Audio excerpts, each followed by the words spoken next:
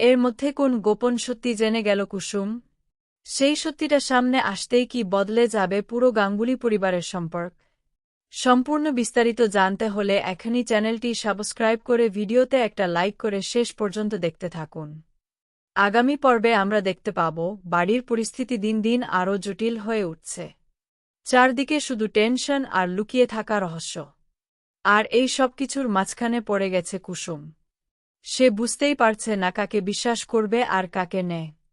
অন্যদিকে ইন্দ্রাণী গাঙ্গুলি ঠাকুরের সামনে দাঁড়িয়ে হাতজোড় করে কাঁদতে কাঁদতে বলতে থাকে, ঠাকুর তুমি কিছু একটা করো, যাতে আমি আমার মায়ের পাশে দাঁড়াতে পারি। আমি যেন মাকে সাহায্য করতে পারি। আমার মায়ের কোনো ক্ষতি যেন না হয়। ইন্দ্রাণীর চোখের জল দেখে তখন স্পষ্ট বোঝা যায় সে খুব বড় কোনো চিন্তার মধ্যে রয়েছে। কিন্তু সেই চিন্তার আসল কারণটা এখনও কারো সামনে আসেনি। অন্যদিকে দেবলীনা তখন মায়ের ঘরের মধ্যে পাগলের মতো কিছু একটা খুঁজতে থাকে। সে বারবার বলতে থাকে, ওই ফাইলটা আমাকে যেভাবেই হোক খুঁজে বের করতেই হবে। কারণ ওই ফাইলটা যদি ভুল মানুষের হাতে পড়ে যায় তাহলে সব শেষ হয়ে যাবে। এই বলে সে পুরো ঘরের এদিক ওদিক তন্ন তন্ন করে খুঁজতে শুরু করে। আলমারি, ড্রজার, টেবিলের নিচে, এমনকি পুরনো কাপড়ের মাঝেও খুঁজতে থাকে দেবলীনা। তার মুখে তখন স্পষ্ট আতঙ্কের ছাপ। মনে হচ্ছিল ওই ফাইলের মধ্যেই লুকিয়ে রয়েছে এমন একটা সত্যি যেটা সামনে এলে পুরো পরিবার ভেঙে পড়তে পারে। ঠিক তখনই সেখানে চলে আসে কুসুম। দেবলীনাকে একটা নার্ভাস অবস্থায় দেখে কুসুমের সন্দেহ আরও বেড়ে যায়। সে বারবার জিজ্ঞেস করতে থাকে, কি হয়েছে? তুমি কি খুঁজছ? কিন্তু দেবলীনা তখন কোনো উত্তর না দিয়ে শুধু ফাইলটা খুঁজতেই ব্যস্ত থাকে।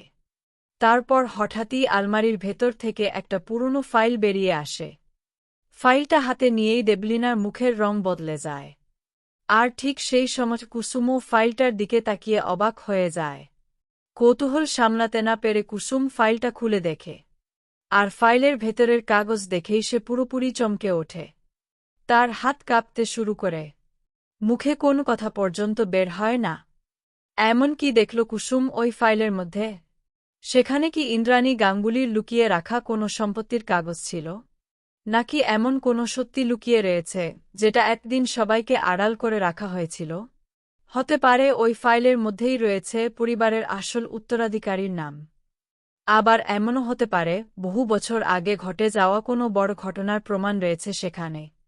আর সেই সত্যিটাই এবার জানতে পেরে গেছে কুসুম। তাহলে কি এবার কুসুমের জীবন পুরোপুরি বদলে যাবে?